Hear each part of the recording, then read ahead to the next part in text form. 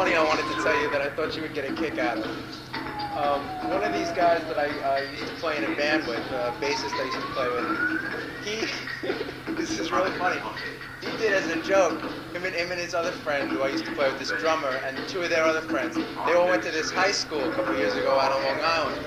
And their school had like a talent show where they could have bands play. Oh, yeah. So as a joke, 2 years in a row, they did like a what would you call it? Like a cover band thing, just an Alien Sex Fiend. They called themselves Acid Band. They just did Alien Sex Fiend covers. You know, that's a compliment, isn't it? That's brilliant. We get loads of letters saying, kids sort of get together and they see it as what it is. It's like a funny musical format. It's not strictly, I don't know, sort of regular music sort of thing. Yeah. I don't know, the more you listen to it, I think once you become involved with it, it's sort of like a curse really, you can't get away from it. You're stuck with it. This is great, this video. Oh, it's a mental video, it's really intense, 50 minutes of just Maybe you'll be able to think you'll be able to get it on MTV? Well, that's what we're trying, but at the moment they're saying some of the lyrics that we use are dubious. No, but that's them taking the wrong point of view out of double meanings. It's not dramatic depression.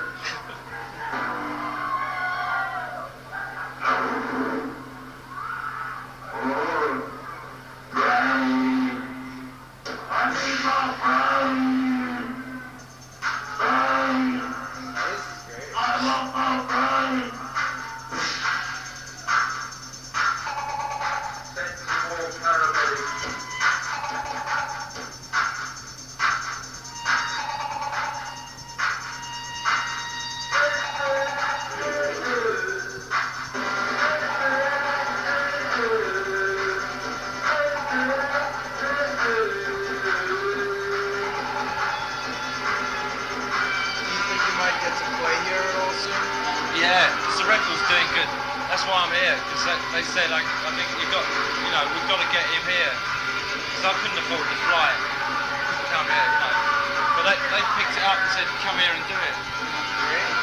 So this is, I can't believe it, I'm here. Coming up in the car is like... How long has it been since you've been in America? 84, the start of 84. I tell you.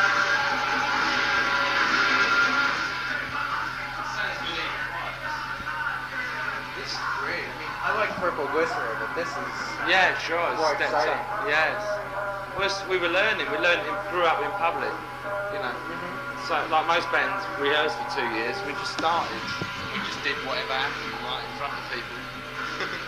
They're still doing it, It's experimental, but at the same time, we've got an idea towards our experiments for a final result. But I don't think you achieve that straight away, What about Yeah. I was curious, like, how you find it, like, working with drummers. Like, it always seems like the three of you are like a unit, and you always get drummers, but they never totally fit in. You said it, yeah. Like, what happened with that guy? What was his name? Rat Fiend. Well, he was one of about 3 or 4 different people that we had in, and they weren't regular drummers. It was just people that I got on with and figured that they could contribute towards the album, which I feel they did. Like each time when we did sort of the It album, we did sort of Get Into It, which had bongos and things like that. It's just some things that you can't obviously get from a machine. Oh, yeah. So it's just a humanness. It doesn't matter how good they are. If they were real cool drummers, we'd just be a rock band. So we have to have somebody crazy, but we haven't found anybody crazy. They've been crazy for a few weeks, and then it's not crazy as we are. They just can't understand what the fuck we're on about. It's not because we're above them or something like that. It's because we've gone off at such a tangent. They don't understand what the fuck. Then they begin questioning everything about it, and we don't question what we do. So what's the point of that? Yeah, sure, and it's free. I wouldn't question that, would I? Where do you get your lyrical inspiration from? Because I love your lyrics. They're always really like surrealistic kind of. kind of ghoulish, and I mean, I love them.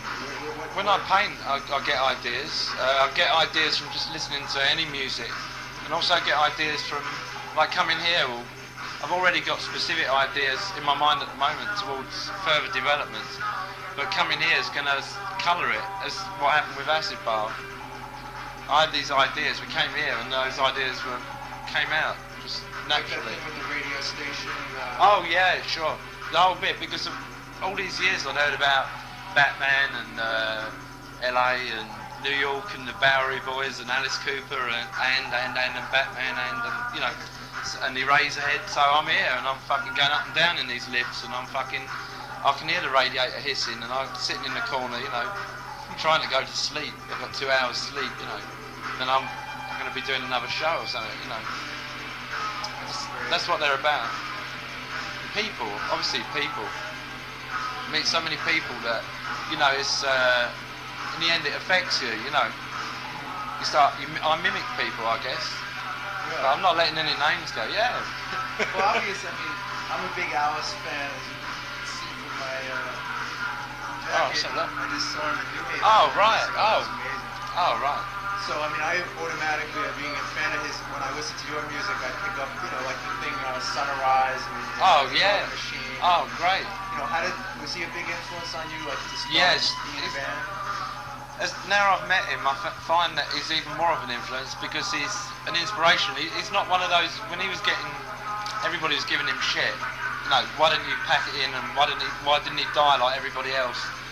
Because he came through that. To me, he's still there, you know, still an inspiration, same as like Herman Munster and Grandpa, all that. Yeah. I could still really get off on what they're putting across and what they're doing and their sense of humour.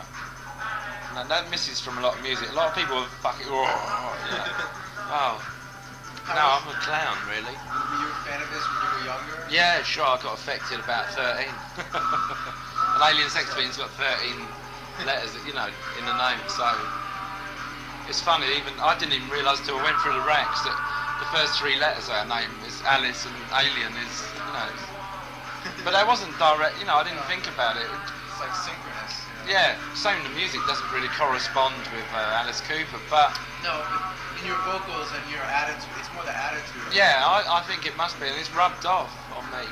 Same with Herman Munster when I stagger around, it's straight, it's not a lift from that, it's a mimic, you know, this sort of incredible sort of guy, you know, this face contortions and things like that. That's like... Were you like, was it really like a thrill for you to open for Alice then? How did that go? Yeah, and then he had a heart attack, I think. But again, you know. I was curious, do you like the Birthday Party? Yeah. They're one of my favorite bands, and I've noticed. Oh, yes, yeah. On one of your early records, it said something like. Release the Brats. Yeah, and it said, Roland S. That's right. And, I met him. I got to meet because of the things that we've done. It's causes people to have a look at what we're doing, and then what they've said is, oh fuck, this is okay, or this is shit even, which is, you know, a few people that I used to really like their music. I got to meet them, and they just don't understand me. Why I get pleasure from being a loony, really, you know. Like, because they're really serious sort of businessmen, you know. And I think they're a little frustrated to find somebody who actually enjoys herself. Really, you know.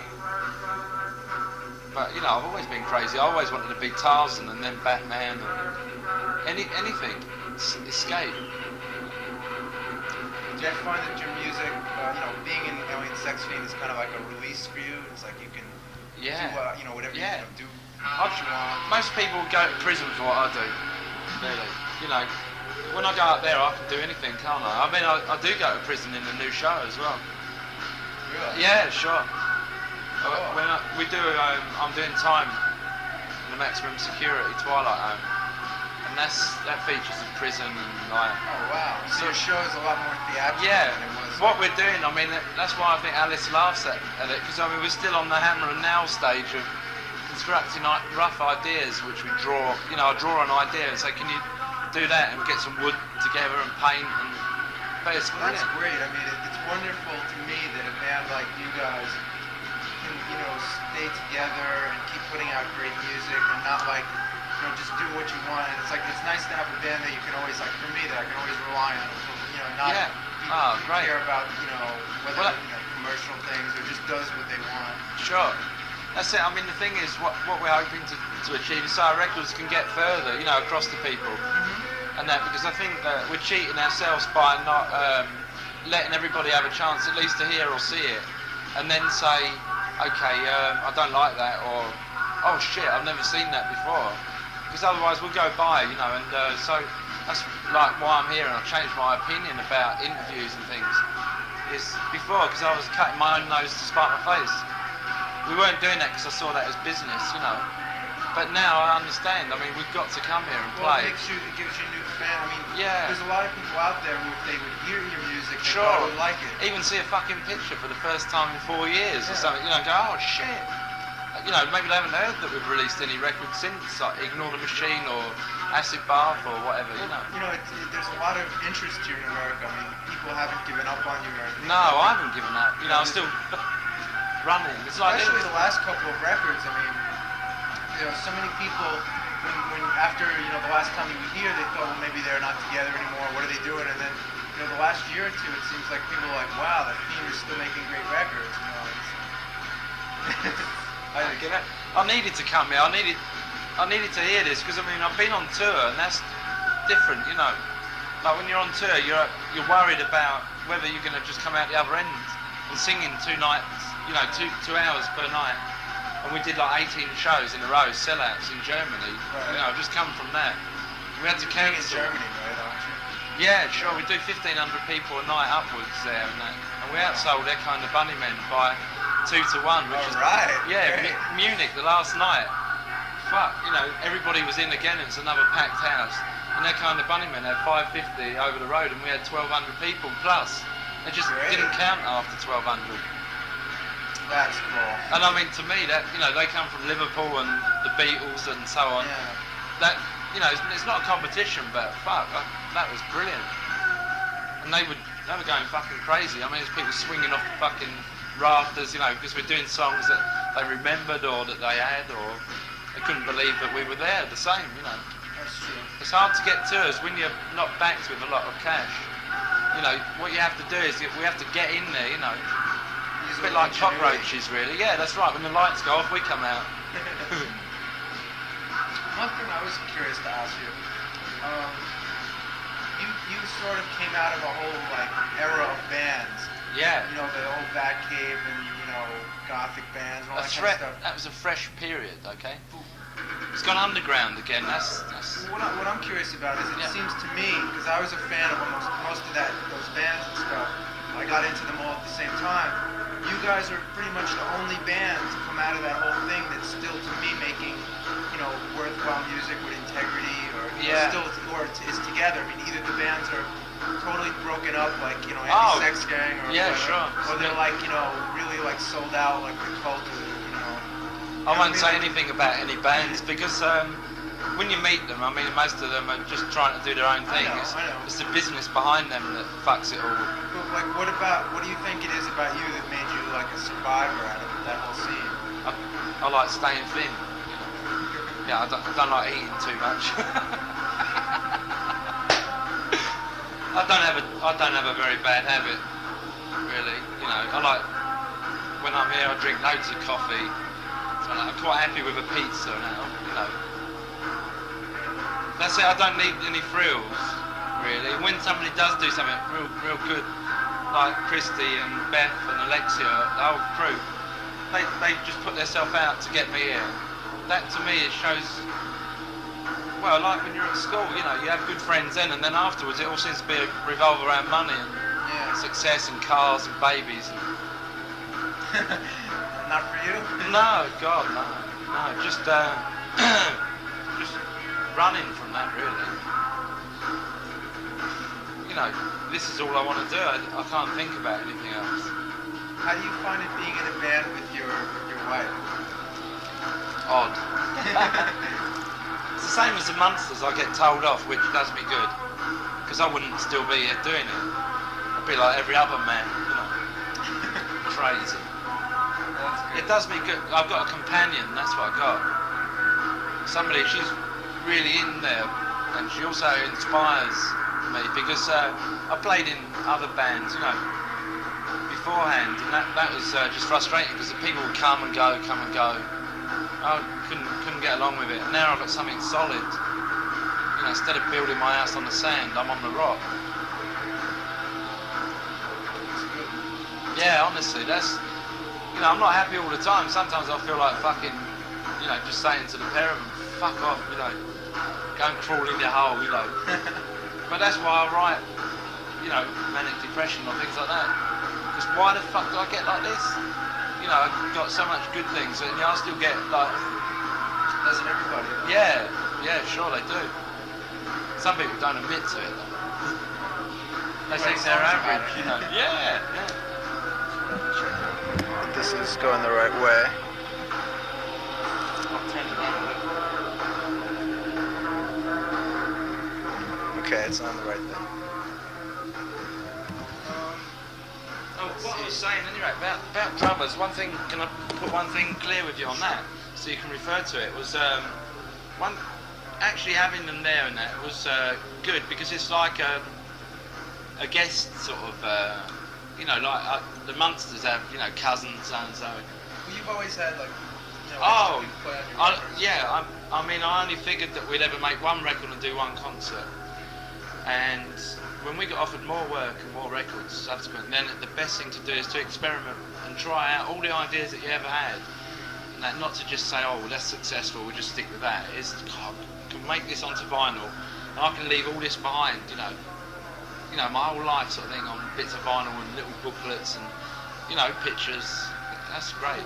What you're saying about the experiment, that's something I've always liked about you guys. I mean, the first album, I mean, that's still one of my favorites. I love that album. What I liked so much about Acid Bad was that it was like, I mean, I reviewed it that time in my fanzine, and I said, it's great because they're just like pushing boundaries, and they're just like, you know, it's like that album was such a, like, you know, Well, it's contrast. The last two albums too, it's like you really like, you know, you really go into the studio and it seems like you just let yourself no, that's the truth. We don't, even if we have what you would call a preconceived idea, that still only exists on, I like those notes, or I have some words that go around this sort of feeling, that's it.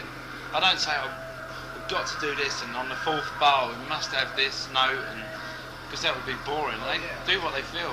Noises, feedback. Also why you have like always have a lot of dub mixes and stuff? Yeah, because there's so many things going on in those songs, yet they're all created there and then, you know, like in a live performance, it's all there, but that's why I like that each night is so different, and yet you get a different pleasure from it. That one night you hear the synths better, and one night you just hear guitar and power, like, you know, the beatbox just slapping you in the face.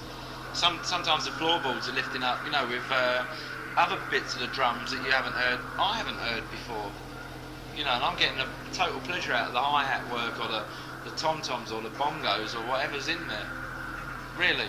It's like this, it just sort of drifts off. One thing I was curious about, because I've played in bands with drum machines before, how do you set up the like drums live, like with using a drum machine? Like you just... He actually does that. He does that all? Yeah, sure, I don't fucking involve myself. Sometimes like, when he set it, I play on them.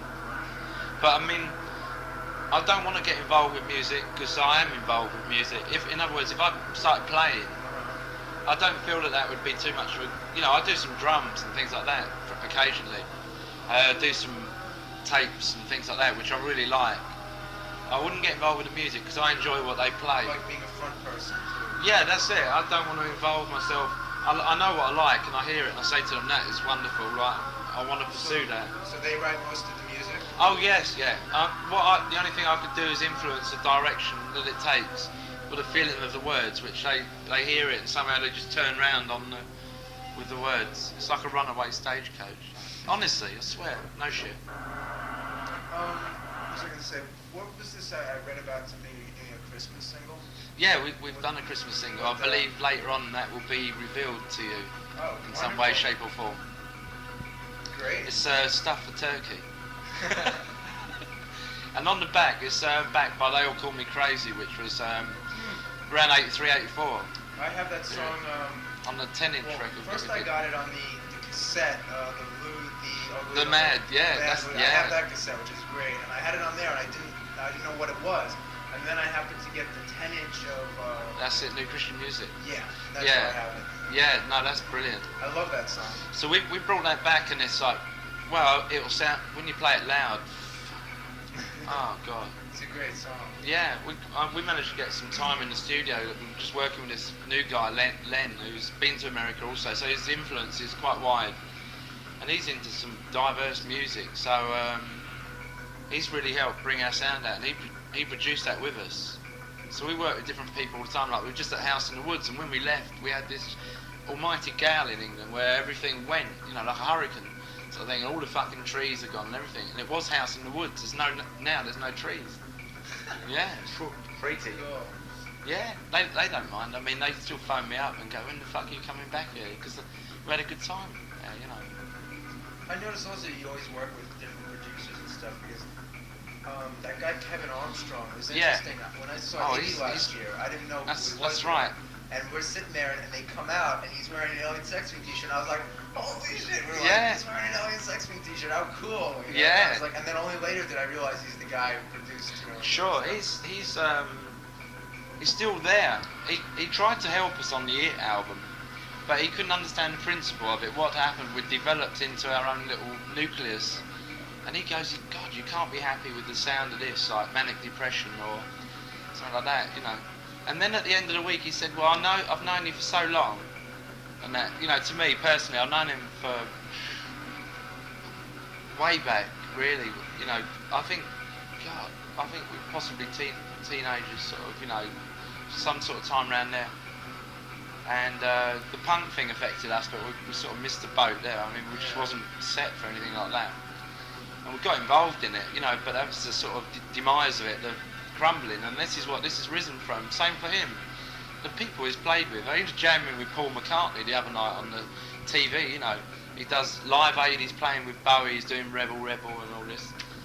I mean, he's great with Iggy. Oh, he's great, full stop. I mean, one thing that's a pleasure is that I still haven't done any serious recording work with him. I mean, he's a great musician, all-round musician, so chances are that we could work with him again if the situation arises that we coincide with some time around when each other's free, because he's off all the time and we're off on tour, you know. And we come here do a gig and he's over in Switzerland and we go to Switzerland and he's in Germany, you know. Still, we'll meet up, I'm sure. More adventures there. Acid Bath continued, definitely. How do you, I mean, when you first started the band, what was like the original concept behind it, if you had any at all? No, the original concept would be like sort of, I suppose the format of the band was brought together on drawing, nothing to do with music. Music, I used to play all the music in the room, and they used to go, oh, what's this shit? Or in the end, we became frustrated. I couldn't play any fucking records without them being rude about anything, you know. Oh, that's shit, there's shit, that guy's shit, oh, what a wanker, you know. So we started just drawing all these mental pictures, and I said to Yaxie, you know, let's, that was me, Yaxie and Mrs. Fiend, that really came together on, and the thing is, it just developed from there, and we all went off at the same tangent, okay? Then Johnny Hard was introduced to me, and I thought I'd never seen a weirder looking fucking guy in my life.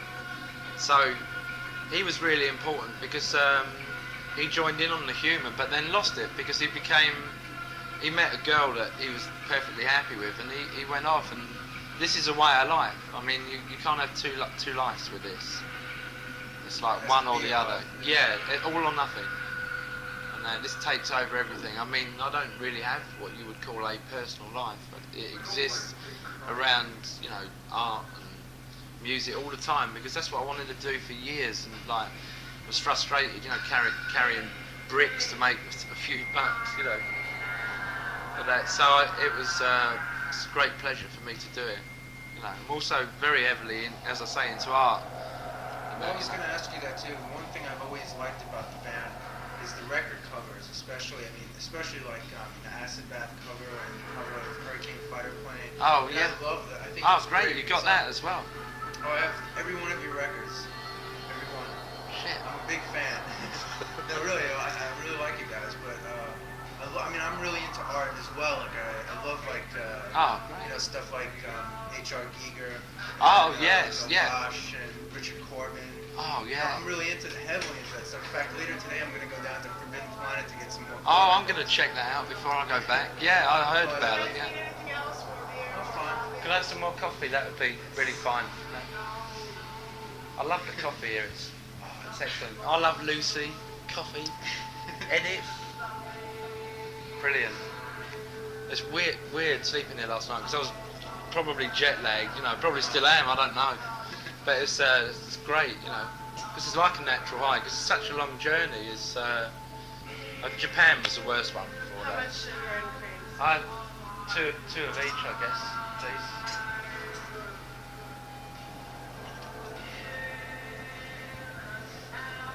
Yeah. Also, do you like Salvador Dali? Maybe you never. I love him. In fact, when I went Right. to London last year, we went to a whole Dali exhibit, and Oh, I got yeah. a big print, and I mean, I totally. I've got about 6 books on him, and they cost. That's where my money goes. I spend it on comics or books Me too. or Yeah, I love. art materials or. Get all the EC stuff. Yeah, prints, yeah, and, sure. I'm really into. Did you ever read the American magazine Heavy Metal? Thanks, Crystal. She's a good girl. Yes. I'm sorry, did. Did you read the American magazine Heavy Metal? It's an Yes, all-time yeah, magazine. yeah, I sure. love that. Sure. And I still like. I spend like so much money getting all old issues of Creepy and Eerie and Oh, all that that's shit. what happens to me. If I make any money, okay, if I go on the road and make, say, $200, all I do is I go to a comic store and I'll spend that possibly over the period of the 2 weeks that I have off, and I buy some T-shirts and some comics and a few records if I can afford the records, you know. I get given a lot of records as well, which is really good. I like that, and tapes, you know. I don't have time to listen to them immediately. Sometimes somebody will send me a cassette of their music. Yeah. It maybe take me 9 months to listen to that, but because I get a pile of cassettes, and I do listen to them all though, as does everybody. You know, we go on tour and we play all different tapes and say to each other. We also have ideas. You know, we listen to some music that would be really good and get off on and take that in the bus and turn everybody else onto it. You know, yeah, it's still open. We're still not giving up on music. In fact, there's a lot of good things happening, but you don't get to hear about them. Like, there's a group, I don't know even what they are. I think it's a brother and sister called Big Stick, and they're Oh, I just love that. hell on earth. They've just done. I've viewed their records here. They live in my neighborhood. Oh, do they? In my section. I'm from Queens. Oh, And right. they live in there. I Oh. wrote to the guy John Gill. Yeah. Corresponded with them. They're a good band.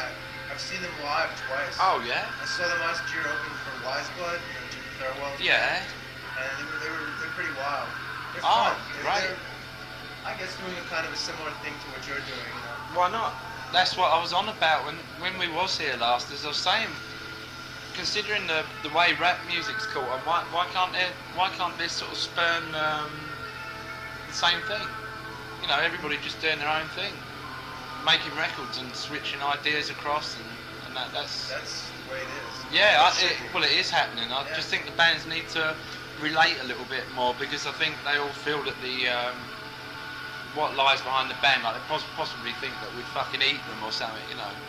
But I'm very interested to hear what goes on, and you know, honestly, not just to keep in with things, but at the same time to fresh ideas is always good.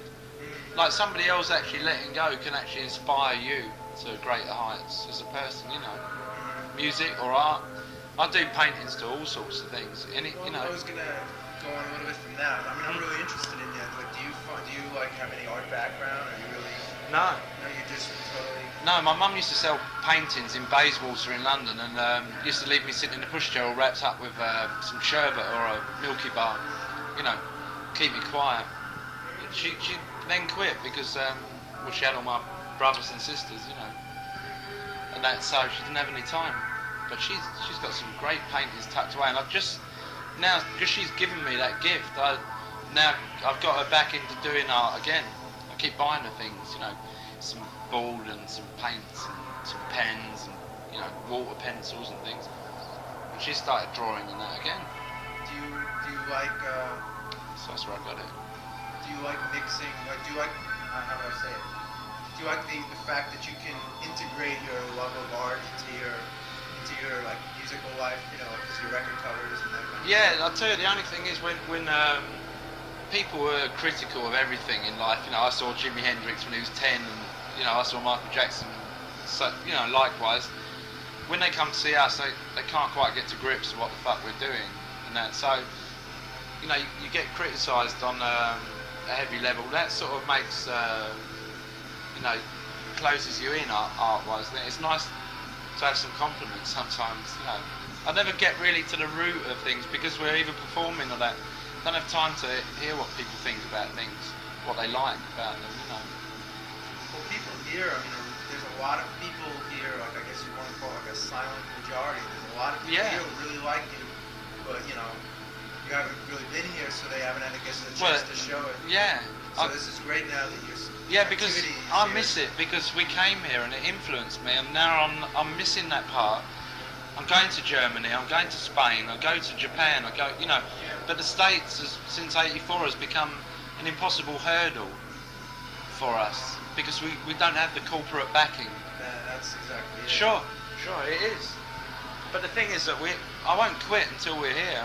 I won't quit then. I mean, we're gonna be here to some degree.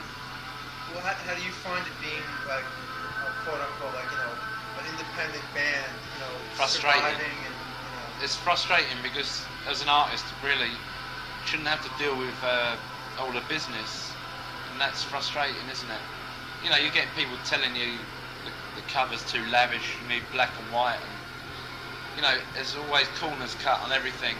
The price of cutting records and things like that. It's if somebody would sort of get behind it a little bit more, you know, like I'm happy with the way the record's selling on Passport, and they've brought me here, so maybe new times are opening. I mean, I've been frustrated by the whole process before because it. Yeah. Well, I mean, you know, part of that, I mean, I know for a fact myself. Until just recently, your records, you know, a lot of your records have been very, very hard to get here. Sure. I remember when Hurricane Fighter Plane came out, it took me, and I because I'm in the business, I know all the record stores to go to and stuff, and it took me like 2 months to find it. Going to every record store in Manhattan, you know, asking for it and stuff, because they didn't get it in. Do you see what I mean? So when people go, are you selling out? See, like with PVC, the more they can help us, sort of thing, and that, or Passport Records, as I should call it, right? The more they can help us, the better it is, because if they can get it into the stores, it gives people the choice. The same as if you want to go in and buy batteries or cassettes. If that make of battery or cassette is not there, people will buy the other one. That's the difference. Exactly, yeah. I want people to be able to buy the records. Okay, so we all know if they don't sell, there's no demand, there's no supply. There is a demand, so somebody... Well, it's obvious there's a demand. Well, I think so, because the Impossible Mission has done so good. It's like everybody said hello again to us. And all that time we've been in a void, you know, going, what the fuck do we do? How do we get there, you know? What it's been is there's been kind of like a gulf between your fans here who want the records but can't get them. Sure. You know, stuff, and then you over there who can't get over here. And it's like, you know. Yeah, and this, you know, it's a long way. You know, I mean, we try posting things out. We try to be fair to people and give them a reply, or. Well, yeah, that's right. Know. This is a weird coincidence. Before I started working at the magazine, I had written to you guys, you know, just to get some info, because I wanted, you know, to get some T-shirts or whatever. And just like a week ago, it was like some weird timing. I got a package from Blue Crumb Truck. Right, sure, yeah, Mel, yeah. So I was like. Oh, she's cool. Mel's cool. Really, she's took hold of that, and the guy that was doing it before just wanted to go on holiday all the time, and we never saw any fucking money from it, and it was just a sad process. It's so, you know, I trust everybody, and I end up with nothing, you know. They obviously care about what you're doing. Yeah, no, that's it. It's in different hands now, and it's they do care about it. They love it, and they know what it's about as well, and it's got that kindness to it. Some people used to write before, and then we'd find the letters, you know, with this guy 6 months later, and that person could have fucking, you know, could have moved to Pluto by then, you know. It's like crazy. Now we do get to see what comes in, and it's much more together, you know. Great. We're aware now of things, so that's what's really forced me. The letters, we get 100 letters per week just from America. Wow. So that's why we can't just sit down and answer all the letters. We read them on the tour bus, we read them on the planes, and take a big envelope of mail. But we do read them all. That's the thing, and that encouragement is why it hasn't waned in the time. You know, it's grown.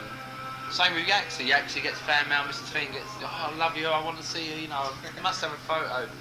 And I get people say to me nice things like you said about my paintings and things like that, instead of just getting negative sort of vibes from journalists who say they've seen everything like that before. Well, haven't we all? That disgusts me because I'm in the, I am a journalist, but to me it's like I got into journalism because I'm a fan. Yeah. Not because I want to, I got into music because I'm a fan of music.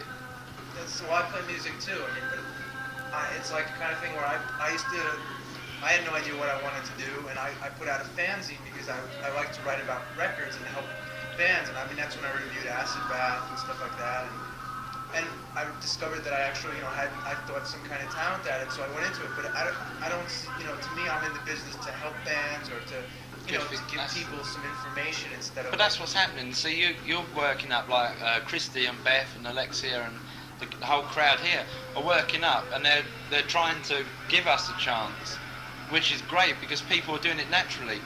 Nobody's having to say, well, here's a free meal and a night out in Hollywood. When they sent us the thing, would you like to do your own sex me? And I was like, yeah, I'll do it. Yeah, well, we needed somebody to do that for us, to say to all of you guys, look, I can get, Nick here, and by the grace of God, I got here somehow through all the little barriers and side loops and everything, because I want to come here and do my art and my music.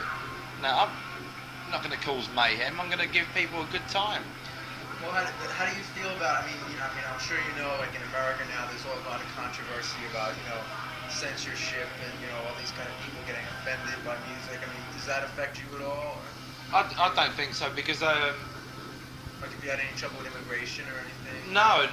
They said to me the usual things, like you're on drugs and all this sort of thing. And I goes, look, I'm in a band. I want to get my band on. I'd like to bring my paintings over here and exhibit my paintings. Oh, that would be great. Yeah, so I just need I need encouragement from the fans, like letters to people, to MTV and to people like that to say, hey, wise up. You've ignored everything as it's happened, and then 10 years later, when everybody's dead or pack that in, then they bring it up again and rehash it. Well, why not have it while it's ripe and allow it to grow? Well, that's what's so. Alice in Wonderland is on sale in every bookshop. At the time. Sure. Oh yeah.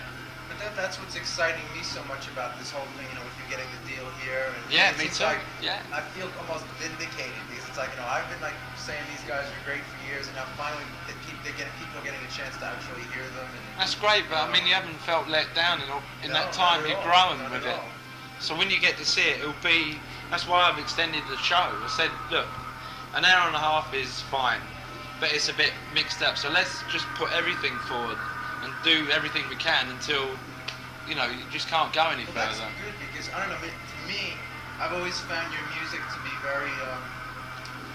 It's almost like I don't know what the right word would be, but it's kind of like it's not like songs. It doesn't have like a very like rigid structure. No. And it's almost ritualistic, and it's like very like the rhythms are so hypnotic, and the songs could go on forever, and you wouldn't mind. Yeah. And so to me, like the idea of a really long live show would be tremendous because it's like it has that quality, like very like organic quality to it. Oh, brilliant. Which I like, that's one of the things I always thought about it. So that's great. Oh, we do, like I say, we go right through the whole section of everything, B-sides and not just the straight ones, just, okay, we just play our greatest hits, casually.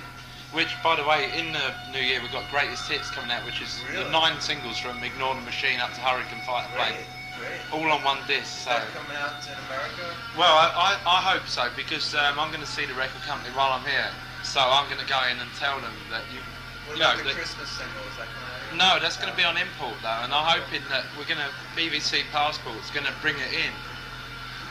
Good. You should definitely hear it, because if it got any radio play, which it is getting in England right now, major play, like on Radio 1, which is the last 3 singles have been played quite a lot.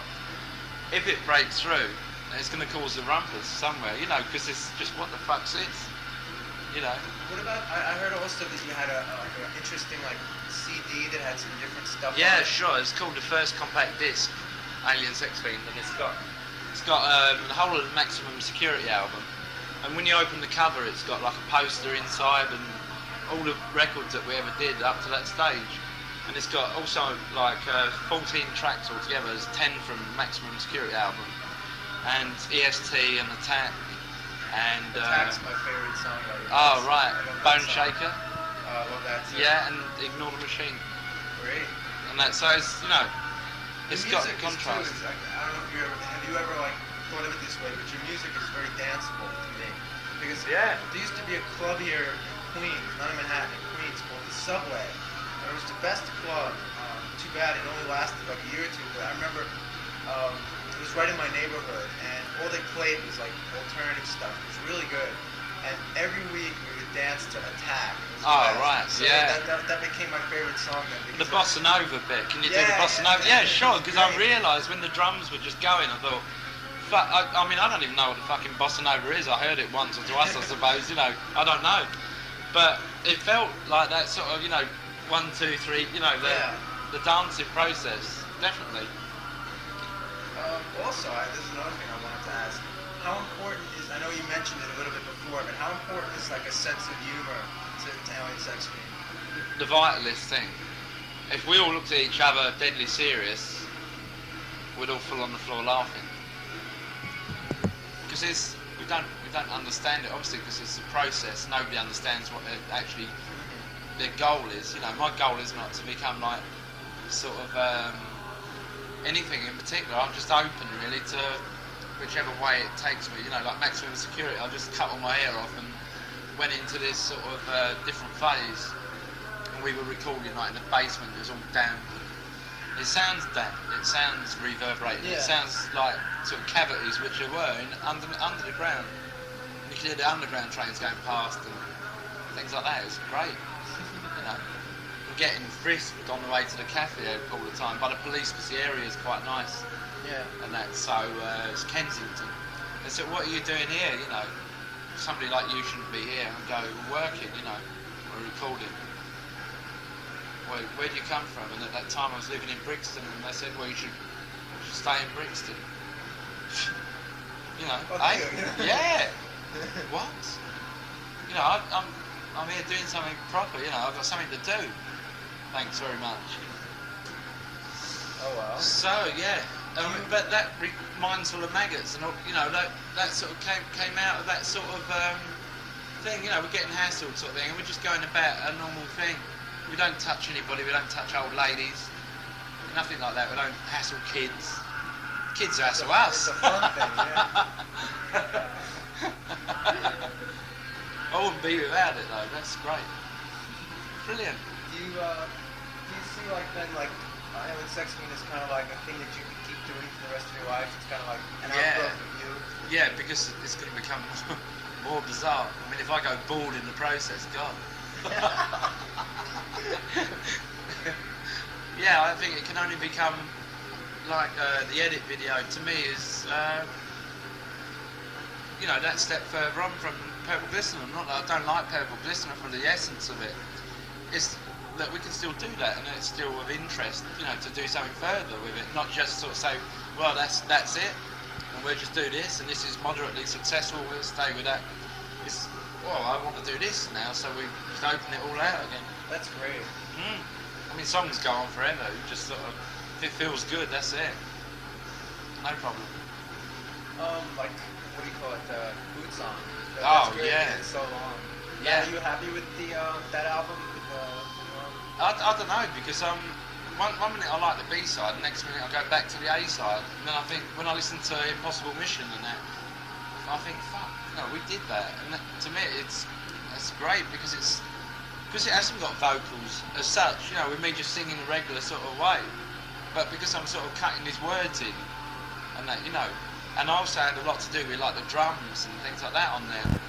That's really pleasing. I actually sat there and said, oh, right, okay, I want this to happen here, and I'm going to do that. So what we do, we play to an extent, and I just go, you know, speed the hi-hats up, and it would all go mad, and then it would come back out again. It's great. What was like the the inspiration behind that song?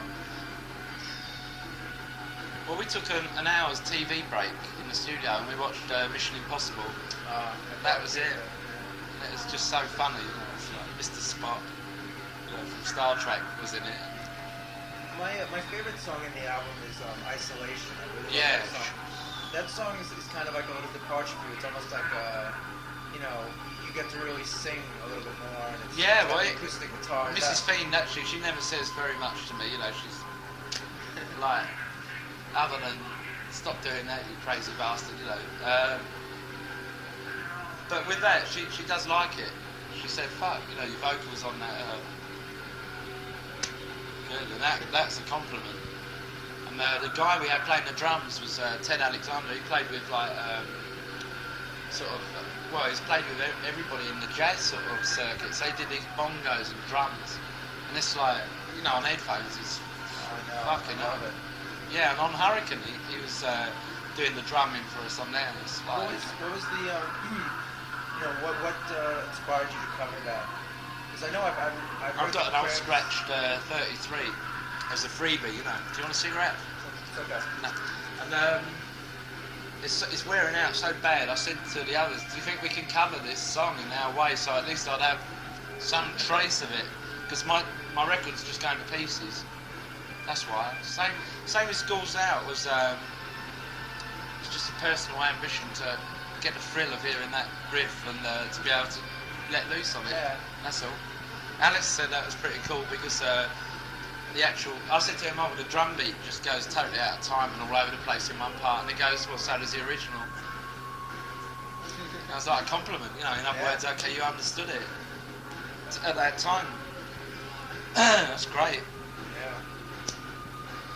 Because I always liked that song Hurricane Fighter Plane, but I never heard the original by the Red Viola. But I have, that's good. It's different though. It's, I have a bootleg single of the Cramps doing it. Oh yeah, the Cramps did that. Yeah, I saw the Cramps at the venue. I think that's what really brought it home to me. Actually, when I saw the Cramps, the effect was. We was hoping to play with them several times. Honestly, they did a lot of damage to my brain. Cramps. Well, I love them. Sometimes I can hear a little bit of influence on like the guitar playing. Like sometimes like. Oh yeah, Yaxie. When he heard Brian Gregory, went fucking AWOL. Like on My Brain Is in the Cover. Yeah. Mrs. Fiend's playing the fucked out guitar on that. That's very Crampsy. Yeah. It's always like, yeah. What's that song? Well, Boneshaker Baby is kind of Crampsy. One guy out, you know, on the early demos. We tried other guys out doing, you know, synths. We tried all sorts of things. But it just works with the three of us because the most problems we ever had with John was he wouldn't turn up for some shows, so we'd do some shows 3-piece and we'd get the drummer from Brigandage at that time to come and sit in, you know. Sure. And Ben would sit in and we'd give him £5. I mean, he got more money than anybody else that night. But we were so grateful to have somebody to come and help us out, you know, because John had let us down and didn't fancy doing the gig, you know. It was like, and then he did a whole spate where it was okay. And then I think he got a bit freaked out, you know, he got drunk a few times and fell off of his drum kit and like, we had to carry him out, he was unconscious, and we'd revive him and go, come on, you know, we'll get on with the set, you know, we'd just go back on and play. And I guess looking back, that must have freaked people right out because it wasn't an act, it was like, you know, Yaxie sort of plays on the floor sometimes, just sort of lays down and plays. I don't care, it was just frustrating to see John having such a bad time with it, you know, that he was freaked out by what he was doing when what he was doing is the simple essence of life. And Yeah. if you were a caveman, you'd find a tree and start banging on that, or banging rocks together, or painting the walls or something. It's I mean, primal expression that you have to get out of you. You know? Yeah, I think I so. always found that. The only thing that all of us hope is that Johnny never regrets quitting. Do you know what I mean? When he's older, like, he wouldn't sort of feel, shit, I shouldn't have given that up, you know. Yeah. Because that can happen to you, I'm sure. And I think I don't think I'd have been in any trouble. I just think I'd have sat there and been depressed out of my mind, you know, if I'd never done this. But there again, I mean, I can't drag people along. I don't want to drag anybody. I want people to come back to me and say, hey, I've got this idea or something. And we all thrive off of that. And I don't know everything. And Mrs. Fiend and Yaxie put the perspective to what I need to do. You know, they have their own mind to things. Don't just listen to what I say. You know, they say we think this. Right. So and they make me break a barrier. You know, because I try harder at something. You know, they're not just happy. Oh, Nick's singing. He's so wonderful. They say, you know, we like your vocals on this, or I really like those lyrics, and I never even, like I said, a compliment sometimes is worth $1 million because somebody can say something to you that you never crossed your mind, you know, and you think, okay, I'll try that. And I know it is nice. Well, that's why I was happy I was going to get to interview. I know I'm sure not many people that interview really know that much of your stuff, and you know, it's like I'm not. Yeah. You know, if I have to do so many interviews, that most of them it's just like I could give a shit about the band. You know, it's like I mean, sure. I don't have any ill will towards them, but I'm just doing the job. You know. Yeah. Whereas with you guys, you know, I've been a fan of the band for a while, and I was really like. I wish we could have bought the fucking whole fiasco. Then, you know, you could be there, experience it, and then put all that with what I'm saying in amongst, you know, some pictures. Because I think, you know, if people get behind it, you know, the people that read your mag and everything like that, and people you talk to. And say, well, if you really do want it here, if they wrote, and I don't know where to, you know, like to the powers that be, like at MTV or to the radio show and say, hey, why can't you play this record? Or even if, you know. I just heard the other day that somebody called me and told me that, do you know Jim Thurwell at all? Yeah, sure, from yeah. Fetus. I know him pretty well. I'm a big fan of his too, and he called up WNYU, which is the big college station here in New York, and asked them to play something from Here Come Germs. Yeah? Yeah, and they told him, you know, thanks, but we already just played something. Really? That's what I heard, yeah. Somebody told me that. Oh, he's a cute, isn't he? I think some people do support us because, and I've never got to meet them. That's why I wouldn't say anything about anybody, because until I've met them, and even then you can't judge people on one meeting, or they may be pissed off that day. You know, we're all strange. I mean, I just like it when we do meet people, their preconceptions or preconceived ideas are gone, because then they say, okay, Nick, that's fair enough, or they can't handle me, which is fine. You know, I wasn't made to please everybody, was I? You know, God. Well, you get played a lot on the radio over here at the college stations. I always hear, like, just yesterday, in fact, they played "You Are Soul" on the radio. Yeah, I was hearing it on my way home from work.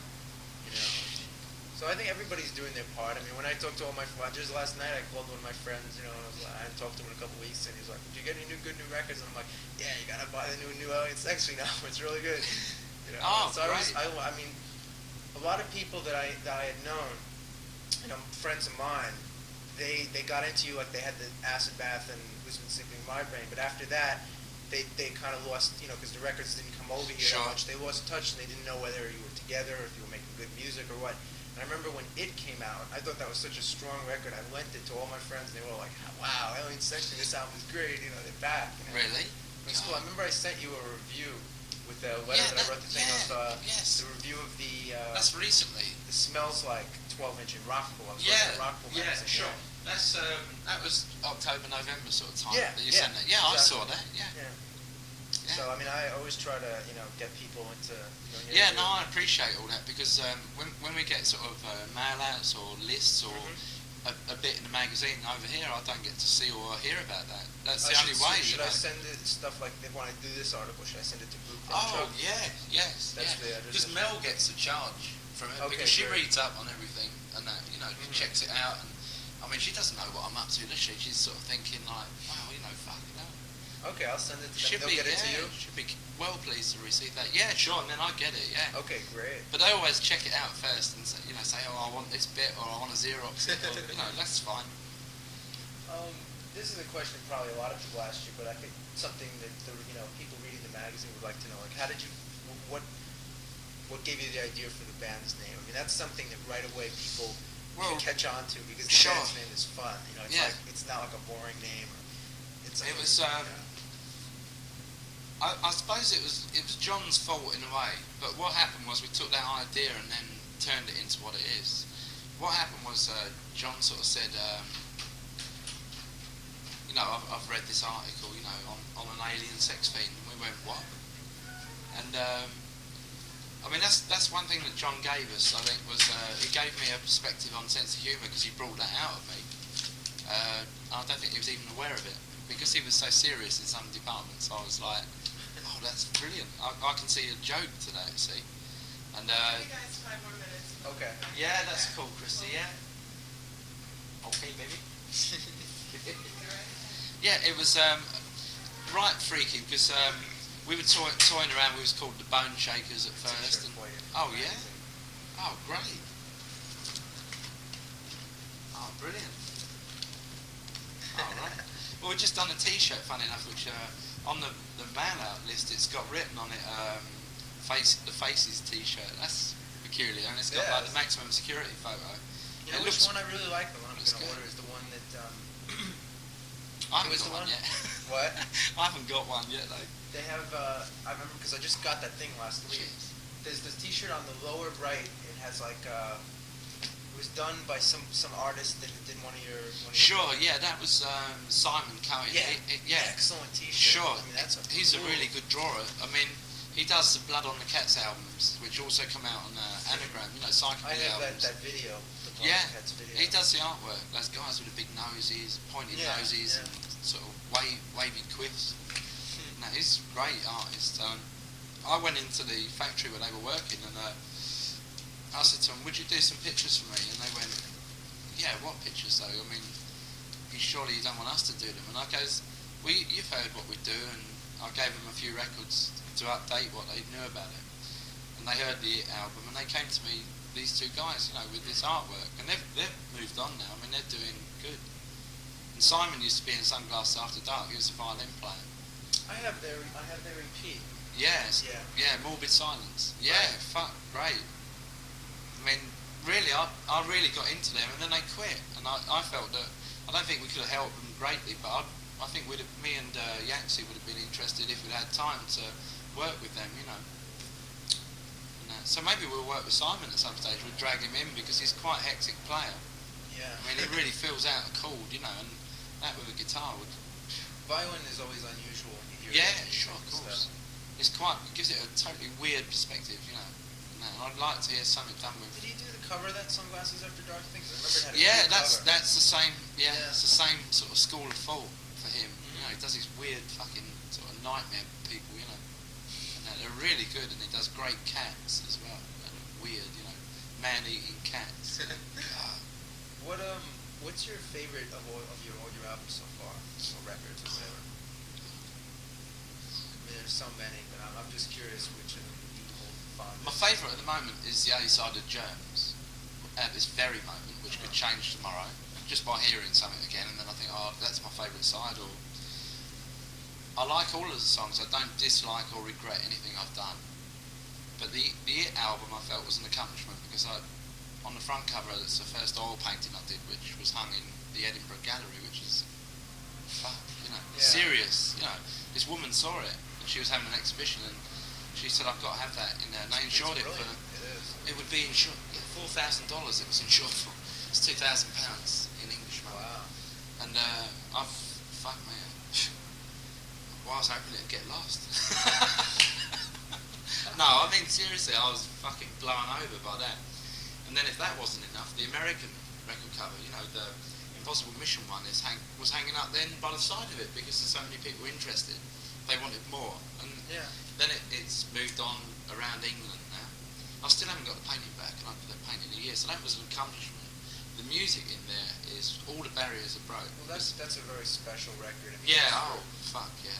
And the title, I played around with for a whole year thinking of it, and the you know, since it's fucked me up. Because every time I read... It's like a horror movie kind of title. Sure, yeah. I mean, I'm sure you're into this too, you're into that kind of stuff. Yeah, and since, I don't know what happened there, but Stephen King's got a book, you know, It. Yeah. Which I've got to read, yeah. It's a good book. So, I like his stuff. That's right. Well, I've got it to read. You know. I'm really into Clive Barker. He's my favorite. Yeah. You ever read Clive Barker? No. Oh, he's British, actually. He did the Books of Blood. Oh, yeah. He's really, really good. Well, I'm reading Alice in Wonderland at the moment through the Looking Glass, so... That's classic. Yeah, and the drawings in there are good because I don't know, maybe my brain, some little area in my brain is going, I want to take in a new influence sort of thing, not just stagnate in and around one thing. Right. So you read something totally contrasting to what you're doing at that time. Colours it sort of thing, like coming here, to come into America, it colours my sort of perspective, rather than just having, you know, a European aspect to it or whatever's happening at that moment. Now I've got a total cross-section. So that's great, because I'm going to be writing now forward, you know, for us to return here and to Germany and Spain all at once, so we can take the whole shebang right across and Excellent. come out the other end, hopefully. Like we did in '84. We just started and we just kept running to the next burger bar. That should give you a lot of inspiration. Yeah. I'm Should already probably- inspired, honestly. No Should problem. probably be in a minute, so I better come. Would you sign my album? Oh, sure. This is the hardest one to get in America because they have the. You tell me exactly what you want me to write, because I won't fuck your cover or anything like that. You can write anything you like, anything at all. Right, okay. Well, you tell me, and I'll write it. What name or nickname do you want put on or anything like that? Because it's special. Greg. Yeah, I know that, but you got any nickname or anything I'll write special? Or? My mind's blank. Whatever My you mind's feel, blank. Make a doodle, make a drawing or something. Yeah. That would be cool.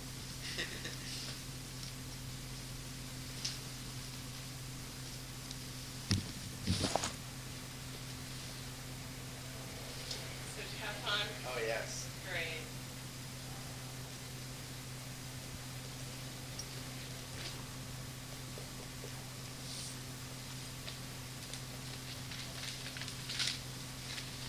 I guess that's there.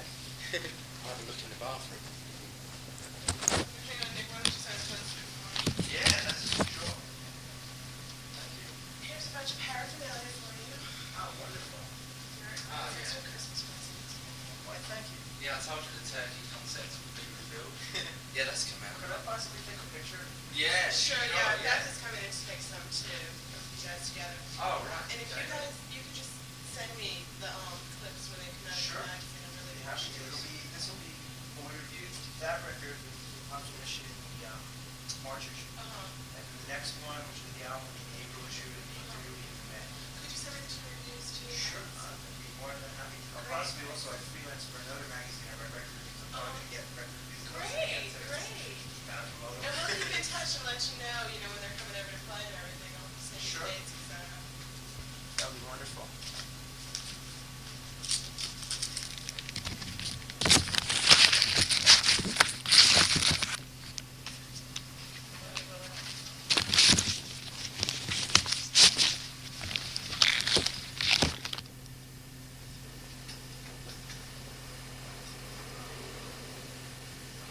Your pen, Greg. Thank you. Got your poster.